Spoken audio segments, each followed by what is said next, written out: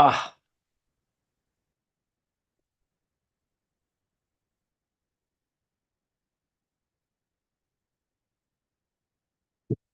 good morning. With the help of Hashem, we are learning Yerushalmi Brachas Perek Ches, starting Halacha Beis. We're going to be going in our Gemaras to Daf Pei. We left off on Daf Ayin Tes Amid Beis, the middle of the Amid by Halacha Beis. We're continuing to learn the various arguments between Beis Shammai and Beis Hillel in Hilchai Seudah, and our Mishnah will be focusing on the following: whenever wine is brought before a meal. Obviously, Shabbos Yom Tiv, right? We make Kiddush before the meal, but as we'll learn, even not Shabbos Yom Tiv. We also had in the previous chapters that in the times of Chazal, they were really into pre-meal appetizers. One of the things that they consumed prior to a meal was wine in order for their appetite to be opened. So in that case, during the meal, wine is brought before the meal. Beis Shammai says that first, they would have to do netilas yadayim. Then they would be moizeg the kois, which means they would pour the wine, they would mix it with the water, they would make the boide pri hagafen, they would drink the wine, and then they would make hamoitzi. In other words, the al netilas yadayim was done prior to the wine. Netilas yadayim, wine, bread. Beis Hillel, as we paskin like Beis Hillel, absolutely not. Netilas yadayim is done right before you eat the bread. You want to have wine before the meal, gesundheit, or your cup of wine, dilute it properly with water, and make a bracha and drink your wine prior to the meal, prior to netilas yadayim. That is the machloikes in the Mishnah. The Gemara will give us the reasonings behind this machloikes of Beis Shammai and Beis Hillel. Really, the Gemara is going to give two approaches. There are a lot of similarities in between them because both of them are based on certain hilchos tuma v'tara, as we'll speak out when we begin learning the Gemara. Just to say now in our short introduction that in Bavli Shabbos Daf Yud Gimel Amud Beis, the Mishnah tells us that there were Shmoina Asar Dvarim, that there were 18 rabbinic laws regarding tuma and tara that gozru boy bayoin. It's referring to the day that in the Aliyas Chananya ben Chizkiya ben Goraim, there were more Talmidei Beis Shammai than Talmidei Beis Hillel. And then when they were discussing various halachas, they paskin like the majority at that moment, like Beis Shammai, and they enacted 18 rabbinic laws regarding Tumah and Tara. We're going to chazer 3 of those laws, and once we'll review them, we'll have a very easy time in appreciating and in understanding the underlyings between Beis Shammai and Beis Hillel in our Mishnah. The third of the 3 halachas that we will review will be the gzeira that yodayim have a status of shniyos, and therefore they have to undergo netilas yodayim. Now, really, if you remember in Shabbos Daf Yudalad, the Gemara explained the concept that yodayim askonu yosein, which means that your hands are constantly moving; they're touching things without your mindfulness.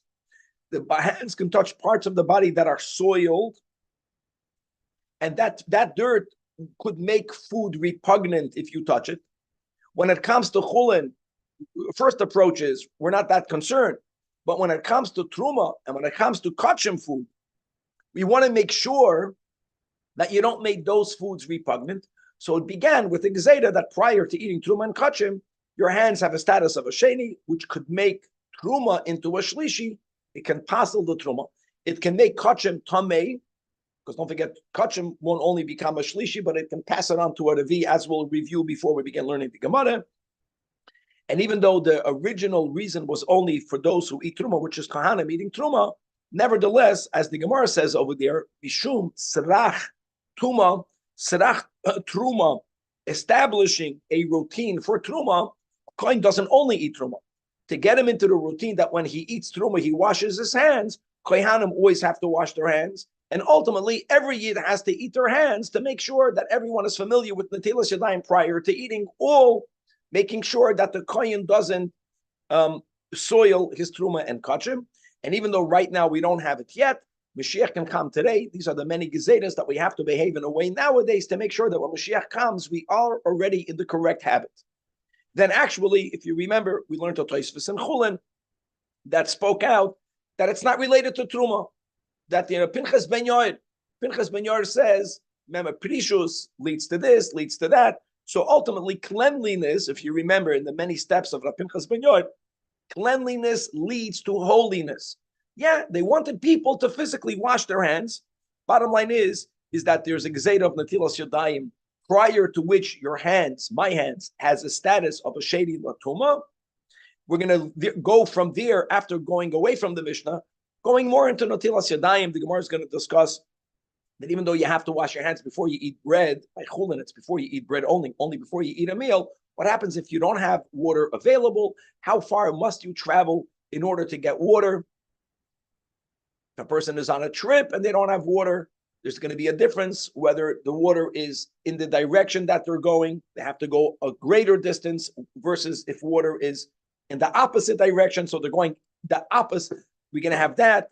We're going to have certain scenarios where there's going to be a kasha, whether it's like water is ahead of you, whether it's considered water behind you.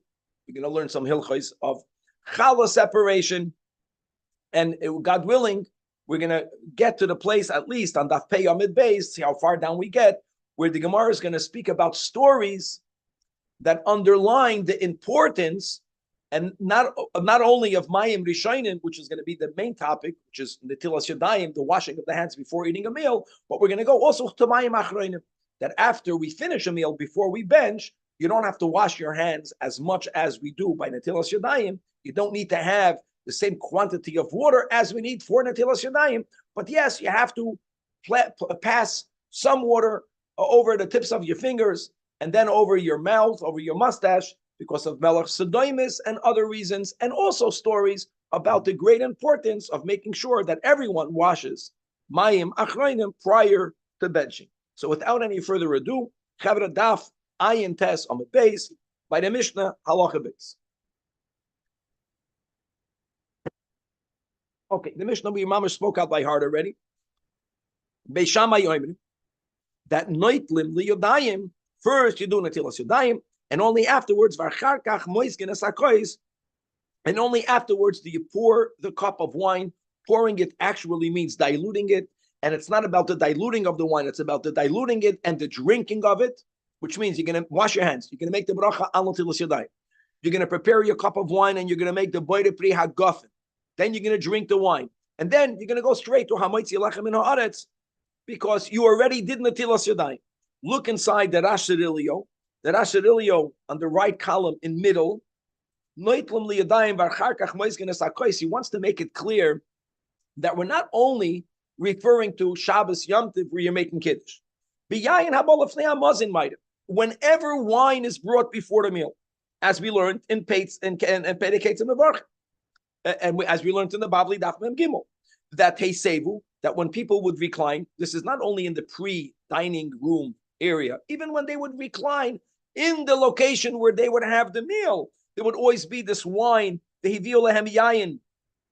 And then we learned over there that since they're reclining, then that whole topic that Echad Mevarech al Yedei Kulan, one is Moitzi B'Revam Hadras Melech, they're considered one unit. So that can be one case of our Mishnah, or Inami B'Shabbos V'Yom Tov, that everyone has to have wine Lifnei HaMazon because there's an obligation, biblical or Yom Tov, perhaps rabbinical, to make Kiddush, or even Shabbos to make Kiddush ala Yayin is rabbinic. The Kamei Beis Shammai, regardless when you're having wine before the meal, says Beis Shammai, since you do plan to have a meal, that means you're going to do Netilas Yadayim. First, you do Netilas Yadayim, and I'm reading inside that Rash Sirilio, and only afterwards do you drink the cup.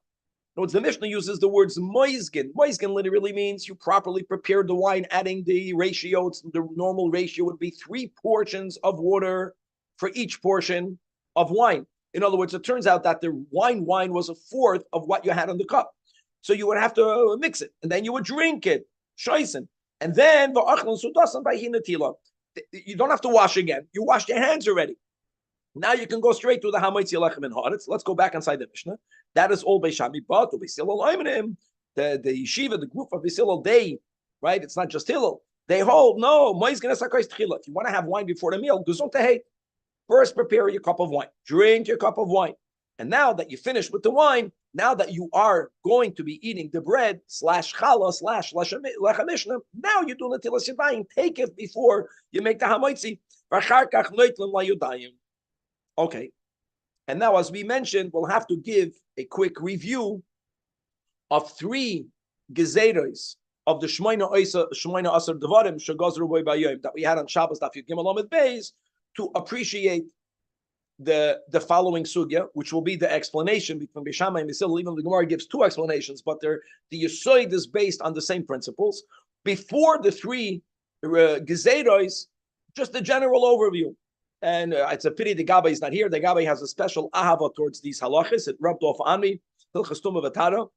And as the years are going on, God, it's just we are all Baruch Hashem becoming a lot more familiar with halachas that will go back into effect like any other part of halachas of the Hashem's holy Torah when Mashiach will come, which is happening now. So first of all, when it comes to tumah, the general rule is that when something becomes tamei, not only does that person or item acquire tumah, but when they have halachic contact with other things, we'll see what the other things are, they can convey the tumah. So, for example, the greatest source of tumah is a corpse, which is in the category of avi avois hatumah. So, if a person has halachic contact with a corpse, the person becomes a av hatumah. If that person has halachic, I'm saying halachic contact because contact doesn't only have to be touch, it can be moving, it can be oil. We're not going to go into what that means. It gets a little bit more complex and it's not relevant for our quick introduction. Halachic contact, whatever that is, normally would convey the tumah. Now, av hatuma, someone or something that's coming on the level of av, being that they're tummy on such a high level, not only do they convey tumah to food and drink, they can they convey tumah to people and to utensils. And the general rule is that it goes down a notch. So if an av hatuma will pick up this cup, just as an example, metal cup, it acquires tumah from contact even in the outer part, the cup will become a rishon. Now, once something or someone is tamei on the level of a rishon, by biblical law, a rishon cannot convey tumah, not to Adam, not to Kalim. A rishon, through contact, could only convey tumah to oichlan umashkin. And the oichlan umashkin will become a rishon, will become a sheni. Rishon makes a sheni. By chulin, sheni is the end of the line. We don't paskin like Rabbi Akiva. Sheni cannot convey tumah to oichlan umashkin if it's chulin. But if you have truma, then if a sheni has contact with truma, or with kachim, the truma will become a shlishi. We'll call that, it becomes puzzle. The word puzzle is used because truma cannot go beyond the shlishi. So when you are at the end of the line, in the Mishnah, we don't use the word tuma, we use the word puzzle. It will mean the same thing, it's tamei. And if shlishi touches kachim, the kachim becomes a revi. Revi now is puzzle. That's the end of the line by kachim. It really, mechatos can even become beyond the revi, but that's not important. The point is first that there are many steps to tumah. Now, rule number 1 from the Shmoina Asar Davar. The words are kol hapoisel es hatruma, anything that has the capacity to make truma invalid. That means sheni, even a sheni, if it has contact with liquids. Now, we just said if those liquids are chulin midoiraisa, they will not become tamei at all. Midrabanan, not only will the liquids become tamei, but it goes backwards. It becomes tchila. It becomes a rishon. If thing is tamei on a sheni, if it touches any of the halachic 7 liquids, what are the halachic 7 liquids? So there's an amanic, which is yad, shachat, dam. That's the amanic. And yad, yud, is yayin. Dalid is devash, of bees, devoidim. Shachat is shemen zayis, oil. Right? Ches is chalav. Shchites is tal, dew. And dam is dam. And mem is mayim. Doesn't matter. If kol hapoisel es truma, anything that is able to make truma into a shlishi, which means a sheni, metame es mashkin, it makes mashkin et chila. Rule number one. Rule number two. Midoi Raisa, Gzeira number two. Midoi Raisa, something that's tummy on the level of a Rishon can only convey Tuma to Eichlin or Mashkin. A Rishon cannot convey Tuma not to Adam nor to Kalim, Midoi Raisa. Midrabanan, Rishon that touches a Keli. If it touches the Keli from the outer part, Midrabanan, it will make the Keli into a Sheni. But in order for people to remember that this Keli is only Tamei, Midrabanan, not Midoi Raisa, to remember that, they made a lenient rule. Normally, when something becomes Tamei, Midoi Raisa, a Keli, all of it becomes Tamei. It's either Tamei or Tor. When a Keli is becoming Tamei only Midrabanan, in some cases, the case that I mentioned, the liquid touched the Keli from the outer part. Only the outer part of the Keli became Tamei, not the inner part. More than that, not only do we separate the outer from the inner, but we say there's the outer part of the Keli. You have the handle of a Keli. You have the oignoi, the lip of the Keli. None of them become Tamei. Or if the handle becomes Tamei, midrabanan, only the handle becomes Tamei, not the outer part, not the lip. Notice we break up the Keli, only the part of contact becomes Tamei. This is all when it's in the outer part. Okay, that's rule number two. Gezeda number three is like we mentioned in the introduction, that Stam Yodayim have a din of Shniyos. Stam Yodayim is Yayin, your hands, prior to Natilas Yodayim, like we spoke in the intro, the two main reasons, we don't have to repeat it, they have a status of a Sheni Midrabanan. And therefore, let's work it out. Let's put all these dinim together. That means if my hands that is a Sheni, if it's going to touch liquids, the liquids will become Midrabanan Arishai. If those liquids are in the outer part of the Keli, the outer part of the Keli will become Tamei. Will become a Sheni. My hands are a Sheni. The liquids become a Rishon. It's going to be Mitama the Keli on the level of a Sheni. Now, I just want you to know like this. There's another machlekes that, just to speak out, the final machlekes that will lead into this that we're going to begin right now. The first approach of the Gemara is that there is a machlekes b'Shamai and b'Silo whether a person is allowed during a meal to use a tamei cup, a cup that's tamei midrabanan on this level. Now think about it, guys. If I have a cup, blood that's only tamei as a sheni, as it is, I'm talking about eating chulin, not a kohen. Can't do anything. A sheni cannot be metama chulin. A sheni cannot be metama in my hands. So theoretically, who cares if I have a keli that the outer part of it is tamei midrabanan? I'll tell you why I care. The whole gezed of natilas yadayim is to make sure that during the meal, my hand should not be a sheni. Now, how can my hands become a sheni if the cup is tamei as a sheni? I'll tell you how. If you're chayshin to netzoitzos, which means that when you drink wine, you fill up the cup until the top. Maybe a little bit of the wine will spill over. I know that netzoitzos normally means a little drop spritching off. Here it means a drop will go to the outer part. If the cup is a sheni, midrabanan, the cup will make the waters into a rishon. If I'm going to touch now, then I'm going to become a sheni. The whole reason why you're doing netilas yadayim is to remove tumasheni from your hands. So they shamai, therefore, according to the will behold, never use a cup that's tummy on a level even only of a sheni, because it might be metama your hands. How? Because there might be liquid on the back of the cup. You put all this together, now you'll understand what the Gemara is saying. Now let's read it inside. We mamish did the whole thing by heart. My tam on the Beishamai. Daf Ayin Testament base in the beginning of the Gemara. This is mamish gewaldig. So halt and cup all of the three gezeros as we spoke out. He says, "Shelo yitamu mashkin sheba achoyre hakois miyadav." What are we talking about here? Here we're speaking about a person that is going to be eating a meal. Means he didn't yet do natilas yadayim. The Shammai says you want to drink wine before the meal, you have to do natilas yadayim. Why? Because if you don't do natilas yadayim, Beis Shammai is chayish that when you fill up a cup of wine, some of the water might spill to the other side of the cup. Kri natilas yadayim, guys, what is my hand? A sheni. I'm now going to hold the cup. What's going to happen? I might touch that liquid. That liquid becomes a rishon.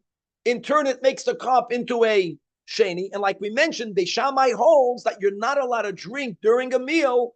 You can't use a kois that is coming in a level of a sheni. The yatzer on kois. Because then, like we mentioned, once the kois is tummy later in the meal, after you do natilas yadayim, what might happen? The kois, because there might be wine on the other side of it, and those waters will become a rishon, will vitamin metama your hands, so your whole natilas yadayim was undone. You ruined the whole purpose of natilas yadayim. So what's the solution? I'll tell you a simple solution. Right? We're not using a kois that's tummy, we're using a kois that's tar. The problem is before natilas yadayim, my hands are ashamed. He says, Beishama, you want to fill up a cup of wine before the meal, and you're going to do natilas yadayim. You better do natilas yadayim before you begin the wine. Your hands are already pure. The cup is stored. According to Beishama, you can only use a started cup. Nothing bad is going to happen. So what if some of the wine will go to the other side of the cup and your hands will touch it? You are post natilas yadayim. Gavaldik. That's the reason of Beishama. To read all this inside, let's go inside the Charedim. It's a very small daf, and this is very important. So let's go 4 lines under the Gemara in the Charedim. Shalei tamu mashkin. If you're going to have the wine before until Sidayim, Shemi is tamu mashkin. Shenaflu achrei akois b'shas meziga machmas yudayim. The water, the wine that Beishamai holds might spill over, which we know de facto it's a small possibility, but there is that possibility. Beishamai is chayish to that possibility. Those liquids, in our case wine, will become tummy because of your hands. How will it become tummy? Because your hands before Natilas Yadayim, midrabanan has trade hasheni l'tumei yeshlan. And then, like we mentioned in the first gezeda that we reviewed, now that the liquids become a rishon, the yachzor hamayim v'yitamu achrei akois, they're going to make the cup tummy. I know only the back part of the cup. I know that, but the outer part of the cup will become tummy. Shamashken shenitmu v'tamen kelim midrabanan. Elod, yes, shekilu betumazu shekelu shenatlu achayrav b'mashken loinitmu toisai. Not the inside, not the handle, not the oignoi, not the lip.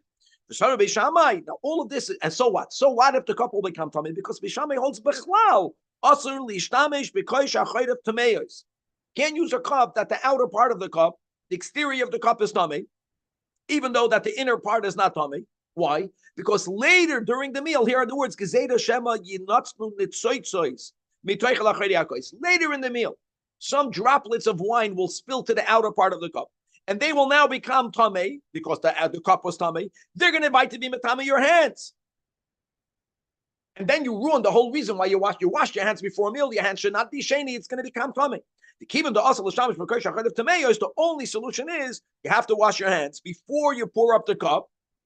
Like this, the liquids that might touch your hands will not become tummy. It won't be metame your hands, and you won't use the cup be'isur. Now, that is all. Bishami, let's read in the Charedim before we go back and think about it. Now, what's Beisilul? Beisilul Savri.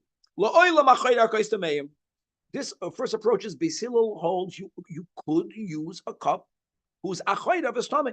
You could use it. Maybe some of the water will spill over. Let me go into another. Even if some of the wine will spill over, you're not holding that cup, you're holding the handle.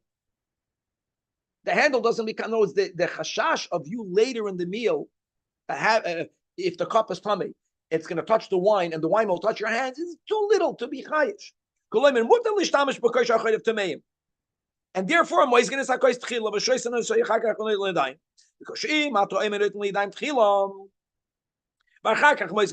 Beisil holds actually the opposite. If first you're going to wash your hands, don't forget, Beisil is going with the premise that the cups might be tummy. Now think about it, Vlad. If I'm beginning with a cup that could be tummy, if Beisil holds you can use a cup that's tummy, I'm going to wash my hands. I know that you have to really dry them. We know that before you eat bread. But we also know de facto, sometimes you don't fully dry your hands. Forget about the wine. Since you can use a cup that's tummy, if I'm going to wash my hands first, it's the worst. Because then I might end up moving before the meal. I'm diluting the wine. I might touch the back of the cup. Now it's the opposite. My hands are tarred, but my hands are wet. The water is going to touch the back of the cup. The back of the cup is going to make the water into a rishon. It's going to ruin my natilas yadayim. This is the first approach. That this is what Beisil holds. Your hands won't be properly dried, which it should be. Now you understand why people are so careful to dry their hands before they eat. V'yitamu achoyda kelim mashkin b'yodav, and v'oisin mashkin will make your hands tummy, and the whole purpose of Netilas Yadayim was ruined. It's mamish beautiful. And read the words inside. Which means the first approach is that everyone holds, the machlokes, Beis Shammai holds, you're not allowed to use a tummy cup. Beis Hillel holds that you could use a cup that, not tummy midarabanan, only sha'achayrav. Because of that, as we explained, that's the machlokes. And another point, according to Beis Shammai, you're making a hefsek between Netilas Yadayim and hamoitzi. And Davar Acher, Beis Hillel holds, ein Netilas Yadayim elo samuch l'brach. You don't even have such an option. Now, of course, Beis Shammai would rather you bring the bracha of hamoitzi as close as possible to Netilas Yadayim, but here you have competing values. So Beis Shammai, so to say, chooses, in this scenario, wash first. Even without the reason above, all of these things it might happen. But on the other hand, washing before the wine separates the Netilas Yadayim from the hamoitzi. Beis Hillel prefers for you to put the Netilas Yadayim samuch, and be careful. You might make it tamei, right? Okay, very good. Sorry, the German. That's how the Germans say kiddush. They hold by Beis Shammai, where they wash their hands. No one follows Beis Shammai. No one follows Beis Shammai, not to my knowledge. So wait, they wash their hands. They do a. We do make kiddush, and then we wash our hands. We follow Beis Hillel. No, I've seen some Germans who wash their hands and they do a kiddush hamotzi combo. They do it all together. And then the following Mishnah. Okay. Now the Gemara says approach number 2. This is Gavaldik. What's approach number 2? Don't tell me that the reason why Beis Hillel it says you have to wash after the wine is because Beis Hillel allows you to use a cup whose exterior is tamei. He allows. I'm going to say, says the Gemara, Rabbi Yechanan holds that even Beis Hillel holds that do not use a cup whose exterior is tamei. Do not do that. Now, the whole base was on that. So how you will explain it? Another explanation. But also, guys, we're going into the dinim of Tumah and Tara. So the Gemara says, Rabbi Yechanan holds. Like I mentioned, everyone agrees, even Beis Hillel agrees that during a Su'uda, you are not allowed to use a keli, in our case, a cup, whose exterior is tamei. Can't do that. Nevertheless, Beis Shammai is going to be following an opinion that we know later, we understood later, and later it's quoted in the name of Rabbi Yossi. Guys, Rabbi Yossi comes later, but that's the shita that we know, b'shem Rabbi Yossi. And Beis Hillel is going to follow the shita in the name b'shem Rav Meir, the Taninan Tamon, and we're quoting a Mishnah, not a Gemara, in Masechtas Kelim, in Perek Chofei, Mishnah Zayin, the following. Rav Meir says, Rav Meir Oimer, and we're going to read all of this in the Charedim. Let's read inside the words in the Gemara. This is a Mishnah now. That lo yodayim temeyois utohayrois, and Rabbi Yossi says, no, lo yamro elo lo yodayim tohayrois bilvad. Chavra, the Charedim is sweet like honey, explains this. Look inside. The Charedim is in the beginning of the narrow lines. That means 4 lines, 5 lines from the top of the Ab. What are they talking? Rav Meir Omer v'chulei says the Charedim. Reisha de Masnisim makes the statement. We just spoke about all these things. Kol hakelim yesh lamachorayim. Every keli has a out exterior part, v'toich, an inner part, and obeis hatzvita. Now, obeis hatzvita, we're going to go with the handle.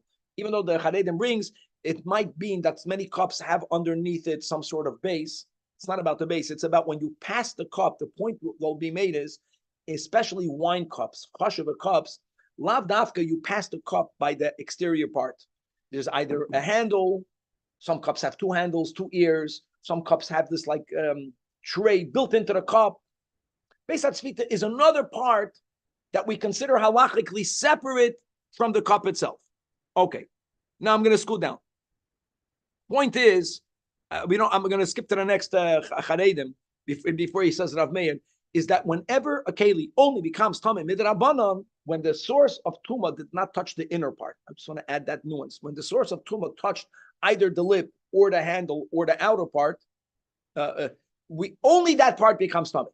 That means if the handle becomes tamei, the handle becomes tamei, not the exterior. If the exterior became tamei, the exterior, not the handle, not the lip. That's the point.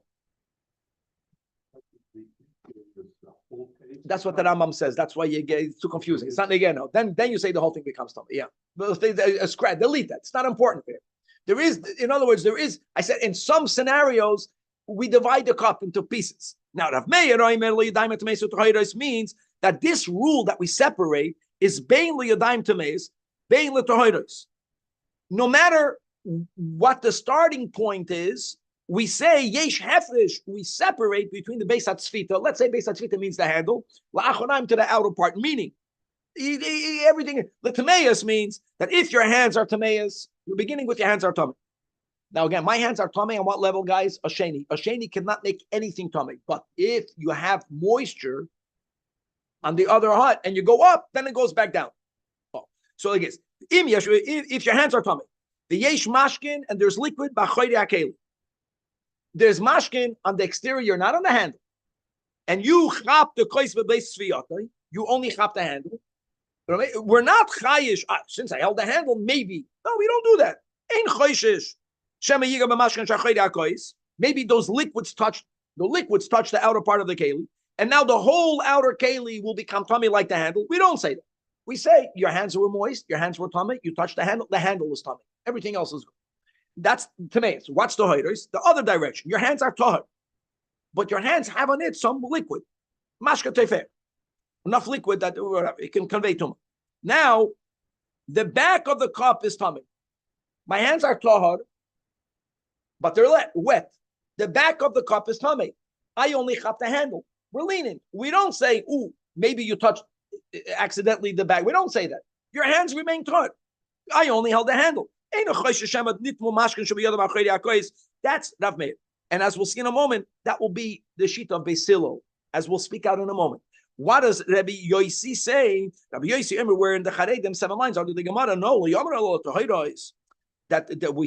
that only in the latter case that we said that if my hands are tahor, elamad, they're wet, my hands touched the handle. The choyre hakois was tamei, my hands remain tahor. But if it's l'tameyos, if my hands are tamei, blood, and there's liquid behind the cane, my hands are dry, but they're tamei. Yes, because I didn't do netilas yadayim. And I touched the handle, but there's liquid on the exterior. There were chayish. So now you get it. Now let's read inside the Charedim. Beishamai, that will make the waters into a rishon and the keli into a tummy. And then we're going right now that you may not use a keli that's tummy l'kula alma for a meal. Beishamai holds like Rabbi Yosi lohachi yamri. That's why Beishamai says, you dare not start moving around the wine before you do netilas yadayim. Why? Because everyone's hands are tameos. Rabbi Yosi says that the leniency is only latahoidus. If your hands are tameos, we are afraid you will make the cup tummy. Since when you're pouring the wine, some wine will spill over. And Rabbi Yosi says that everyone holds, if water spilled on the exterior, even though you think you only held the handle, you might have touched that. 1 second. And now, and you're using it be'isr, like we just mentioned. Because everyone holds you may not use a cup that's tamei for a meal. I'm scooting down. Obesilol holds like Rav Meir. No, that even if your hands are tamei, if you only hold the cup based tzviyatoi, I'm not afraid that I touched the mashka shebachoyre. Beautiful. What do you mean? Yeah, but if the handles are tummy, it doesn't bother me. But don't forget. No. I'll tell you better. No, you can't use a cup even at the outside is tummy. But over here, don't forget, if I didn't wash according to Beisilo, my hands are tummy. When I fill up a cup of wine and we say that some of the wine poured over, where did it pour over? Not on the handle. It poured over on the exterior. I'm only drinking it by holding the handle. If we're going to follow Rabbi Meir, that we are always lenient, then there's no chasha. My hands are tummy, but my hands, sheni, cannot make any part tummy. The only reason why my hands can make a tummy is if there's liquid. There will be liquid on the achoyre hakeli, but not on the handle. I'm going to fill it up. I'm going to touch. I'll drink it from the handle. The handle doesn't become tummy. It was not wet. The achoyre hakeli doesn't become tummy because no one touched it. Who says you touched it? And a Hanami Basil holds that you can't have a cup that's tummy. The cup won't become tummy. So it works. Let's move right there. Guys, we got to run now.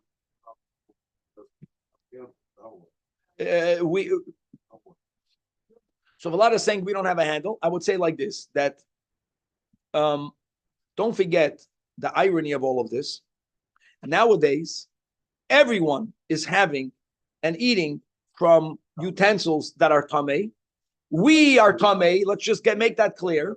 The whole reason of the Tilas Yadayim is that when Mashiach will come and the Kohanim will go back to eating Truma and Kachim, we should be in the habit of for them to wash their hands before Truma. So it suffices that we all wash our hands before a meal. Now it's called Sarach Truma. We're in the habit of being concerned, not being Matame Truma. And Corona also helped. Let's go back there. Very good. I know it's late, but from here it's mamish easy. Says the Gemara that for Rabbi Yossi b'shem Rab Shabsai and Rabbi Chia b'shem Rab Shimon ben Lakish. Now that we spoke about the third of the Shoina Asur Davar, the third that we mentioned today, which is Tam Yadayim Shnias, and you have to wash them. The din of you have to wash your hands isn't only before eating, it's also lachala. Lachala means that if you are kneading dough, see, here's what I want. When you knead dough, by default, if my hands are shniyos, which the Chachamim said they are, I'm going to be metame the dough. And now, when you separate challah from the dough, it will make a truma tamei. Challah has a din of truma. I don't want to be metame the challah, so you have to make sure, you have to make an effort to wash your hands before you need to separate challah and before you have a meal, as we explained. But 1 second. But when do you have to make an effort? Now, what happens if I don't have water available? So here's the point. The point is that there is a secondary solution, but it's only b'di'evet. The secondary solution is put a glove on your hand, put a shmata on your hand, and don't touch the bread. When are you allowed to do that? When you don't have water. Now, how do you define that? So he was the one that said that which means that if I'm walking, normally in the house you have water. I'm going on a trip. On me, I don't have any water. If in the direction that I'm going, if within the time that it takes to cover 4 meal, let's go, 1 meal is 18 minutes. We're going to pass in 72 minutes. And like Rav Moshe says, this is not about 4 meal. It's about today we drive 72 minutes, the time. In other words, if I will find water and I don't have to drive more than 72 minutes, don't eat, don't make challah, don't knead the dough. You go ahead and wait. You're going in your direction. But if you're not, if there is water, but the water is not ahead of you, the water is behind you. In the Bavli, it says you have to go back 1 meal. You have to lose, by the way, 1 meal doubles because I have to go back 18 minutes max, then it's 18 and 18. In the Yerushalmi, you don't have to go back 1 step. They were more careful with their time. If it's in front of you, now, and what happens if you don't have water in front of you in 4 meal? Not that you can eat the bread without natilas yadayim. There, your hand should not touch the bread. That's what people do now. They cover their hand with a mop. So people take a napkin sometimes and they eat because there was no water. That's what he said. If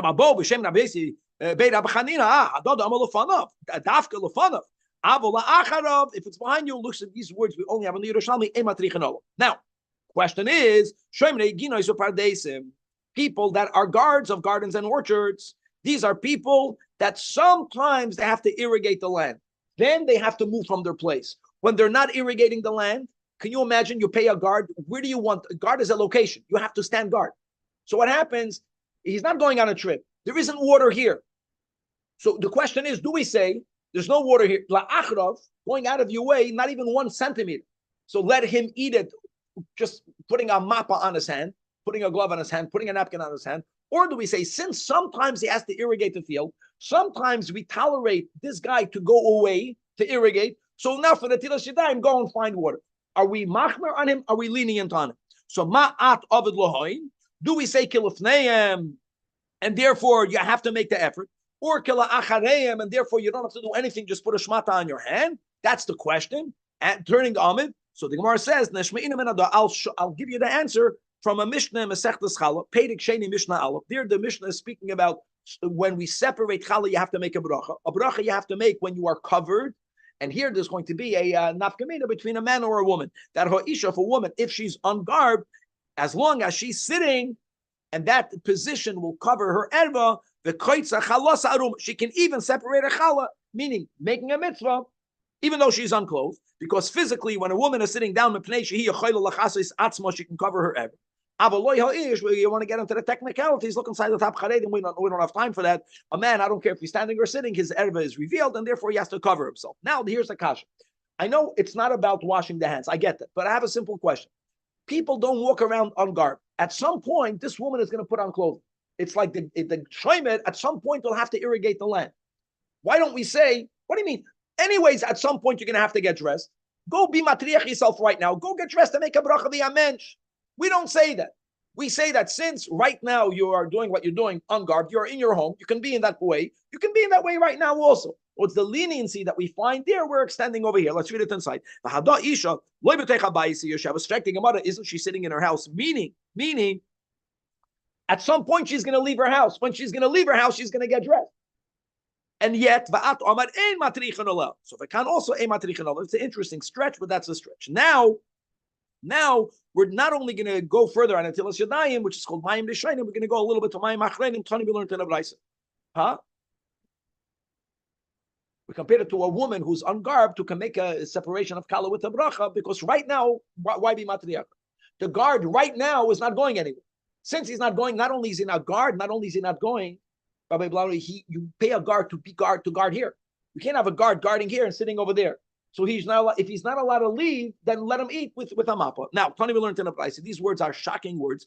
The waters before you eat a meal is reshus. It's optional. And when you read these words, you say, "Oh my God, what do you mean? Mayim B'Shainim is optional?" But what did Chazal tell us? Rabbi Kiva, who before they killed him, how he wouldn't even eat a meal. They brought him water to drink. He needed that water for Netilas Yadayim. So the Rash Arilio says reshus means, who told you have to eat? Reshus means don't eat. You don't have. In other words, it's so chamur. Don't come to me and say I'll put a mappa on my hand. No, don't eat. Once you wash, there's then from Mayim B'Shainim it's optional. From Mayim Achreinim that's already chayva, because once you ate you have to wash Mayim Achreinim. One of the reasons is because there is something called melach sodoimis. In other words, when people ate with their hands, even today people think eat with a cutlery. In America, that you still eat with your hands, and you get some of the grease of the food on your fingers, and in that grease there might be a substance that if you then rub your eyes, kaminik, then you might make yourself blind. Okay, let's leave it at that, and you have to wash Mayim Achreinim. Ella, listen guys, before you have to interrupt.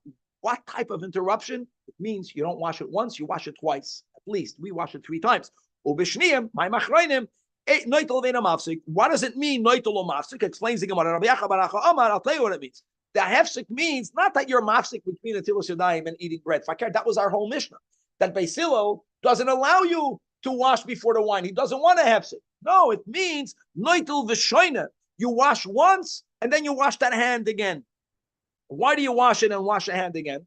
Because when you wash the hand the first time, you remove tumas yadayim, but that water became tummy. Maybe some of that water is on your hand. Now we don't say chayzer chalila. What we say, maybe so to wash away the tummy water, you wash again. So now the Gemara has a bomb question. And by the way, the Rebbe Rashab, when he washed 3 times, he said that the first time and the second time is to remove something not good.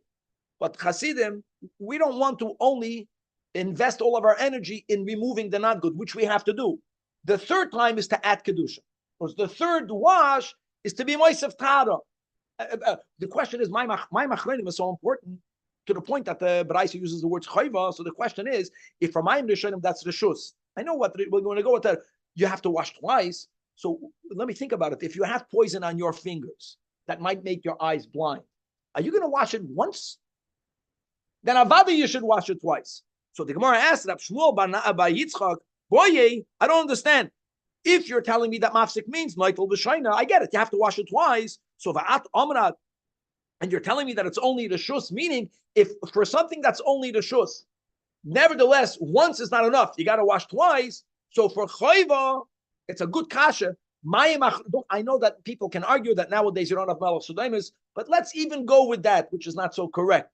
But then they should have obliged you to wash mayim achreinim with the same meticulous care. Wash the finger once, wash it against. Why don't we do that? And the Gemara remains with the kasha. Now, Amar Rabbi Yaakov Aridi, al Rishonim, because of someone, a story that someone did not wash mayim Rishonim, Nechal B'sar Chazir, came out that Chazir was eaten, and because of someone who did not wash mayim Achronim, what happened was either Yatza Isha Mibei, some man divorced his wife, or even worse, because of someone not washing mayim Achronim, the Hergu Aleh Shloshim of 3 people got killed.